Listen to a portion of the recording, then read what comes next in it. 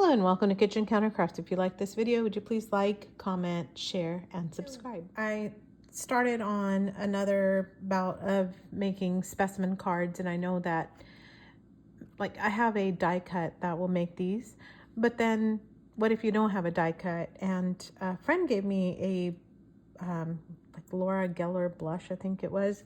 And so it came in a box, and then this thing was on the top in the packaging, and then this part was, the label for the blush. And I thought this part was really pretty, so I made it into a specimen window, and I took the insert out of the box. I'm actually going to make this into a tiny little journal that will be able to open and close. So that's kind of my inspiration there, but just kind of got me making some more specimen cards, because honestly I don't know what I did with the other ones. And so yeah, I went ahead and decided to try my hand at making them without any kind of die cuts. And so I think they turned out pretty good. The other thing I wanted to do was to use that paper that I wouldn't normally use. So I have a pad, I've shown it in other ones, I'm still trying to finish it up, and it has like a wood grain type of, let me see if I can find it. Nope, can't find it. All right, it has some like wood grain type of pieces. I'm still looking for it. Okay, no, I don't have it. And so I just went ahead and cut some of these, and these are actually weeds. Aren't they pretty? So I just grabbed some weeds and dried them up, because we have these lovely flowering purple weeds, and I just think they are so pretty. And then there were some that were growing next to that that were not sprayed yet by my husband. So anyway, so I dried up some weeds, and yeah, there's also a flower with some weeds, and there's that. I guess having it on a white background might serve us a little bit better. And then I also, so here they are, just kind of dried. So for drying flowers, what I do is I don't smash them or anything. I just put them in I don't smash them down at first, but I just lay them out on a paper towel. And the reason for the paper towel is that as they dry, it'll absorb any moisture and then not make your books kind of moldy or weird. Sometimes it makes the deckling on the page. So anyway, so you can put that inside a book. I actually just lay it underneath my paper pads, which, my scrapbook paper, it's pretty heavy. So my stock of scrapbook paper pads serves really well. So that's how I dry, and doesn't take but just a few days. So what I did was I took another scrapbook paper cardstock, and this is a great way to use up your scrap pads as well. And so I cut out 3-inch, there we go, 1, 2, 3, 3-inch squares, so 3 by 3s. And that's really what I did. So I cut them, I took a 12 by 12 and then just cut it into 3-inch sections. And then I just cut the whole thing in half, really eyeballed it. So that's a 6 by 3 piece. And then I folded it. So I just wanted to spare you the cutting and the doing and the measuring. And really, you don't even have to measure or cut or anything. You can just do it by your eyeball if you wanted to, or just use really what you have. So that's all I did. And that way it makes like a little folder that you can glue together. So if you don't have anything, you can, let's see, what am I trying to say? Wait, for those of you who want to measure, I would say measure this out. You can even draw a line with a pencil. But for those who don't want to measure, like me, I just put it into my paper cutter, and then I was like, you know what? This is like how much width I would want up on the top. So I just kind of set it to this line down here. You see that? Right down here, somewhat around there. And then I put the other one on top, and then I just this thing has a little deal right here. So you can tell like that's where it, moves. I hope it'll make sense in just a second. So if you just push down, try not to let that go like that, but that's okay. Even if it does, it can be a little rustic. So this looks like it's cutting to the edge, but it's not. It's stopping right there. Then you pick it up and then you cut here. And this one. That one did much better. That one is super whooper wonky, but that's okay. And what I did was, because my blade's kind of getting a little old, I just kind of jimmy that a little bit. Nope, that's not doing. So let me see if I can get a better cut. Maybe for the video purposes, I shall do one cut.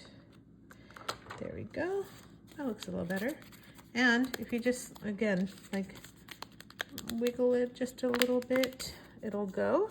And if not, you can actually take a knife. That's the nice thing about crafting in the kitchen. You can just take a little knife and just kind of help it along there. There we go. So I didn't really have to cut it. I just had to kind of help that along. Then what you're going to do is figure out where you want this to end. Did that. Then you're going to go this way.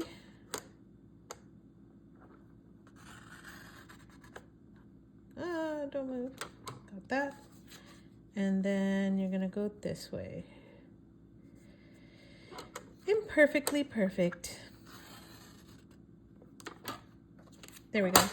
All right, so because this is actually imperfect, I'm going to take my little tiny Dollar Tree scissors and I'm going to just clean this up just a tad.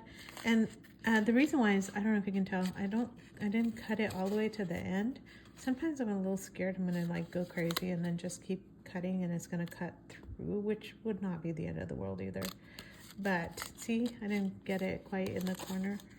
So I'm just gonna get that there.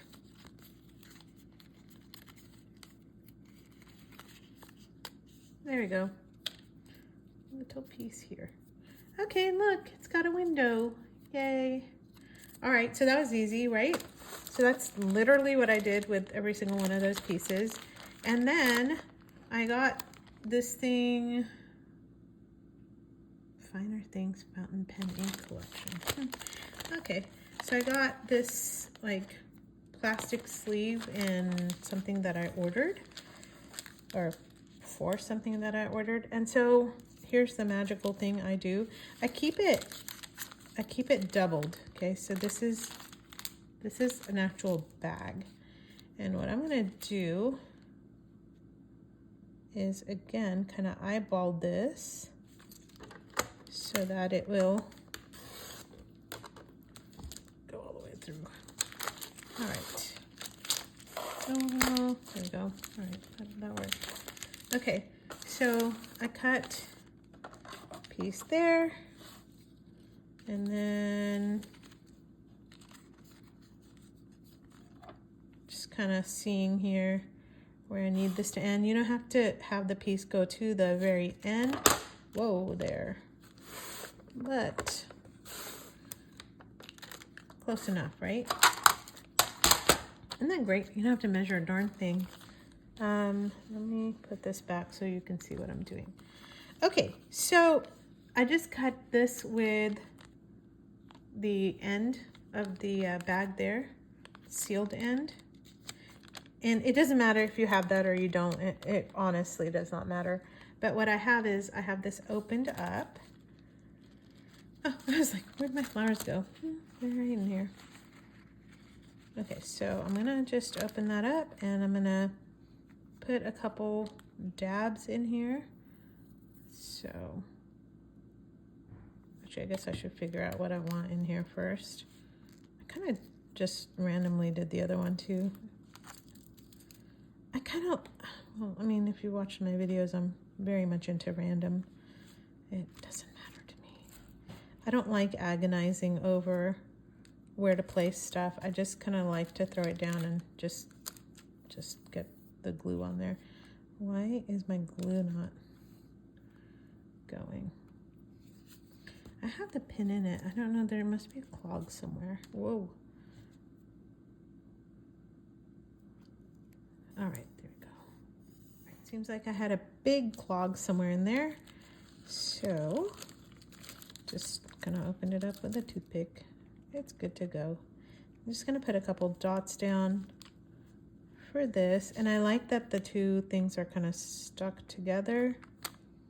Oh boy, this is gonna be interesting. I didn't want to do that, but that's fine. It will dry. You know what, since I did a big glob, I'm gonna put a big flower on there.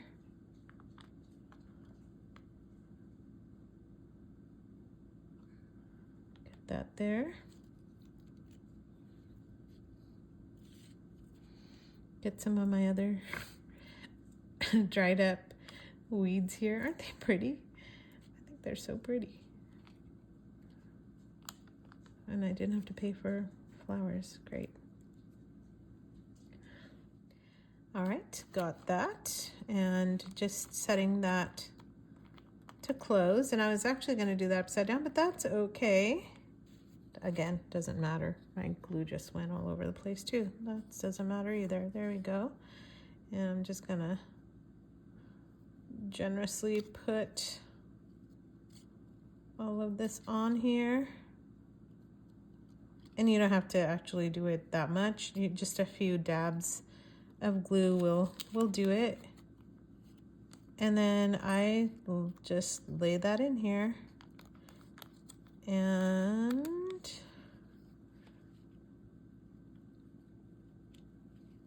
try and get it here. There we go. And you need to then also put glue on this side of the paper, but what I want to do is actually sew these closed. And while you can see the glue here, I did the very same thing here, and you cannot see the glue because it dries. So you can see just bare, you know, kind of images of the glue, but it will dry up clear so that you'll have there. And I'm just gonna push it into the flowers anyway so that when it dries it'll be fine. So that's it. Very quick, very easy, and super addictive. And another thing I did was I took some of these Tim Holtz pieces and just kind of added them to this, and it's from the field notes, so that they just look really beautiful. And anyway, it's super easy. You can use stuff that you have laying around, and you can actually dry any of the flowers or anything that you have here and there. And if you like live in the urban area or the city, believe me, there's plenty of flowers and weeds if you will just look around, and people will just thank you for taking weeds out of their lawn or the patch of grass or whatever. So anyway, I hope that gave you some inspiration to work with today, and until next time, bye.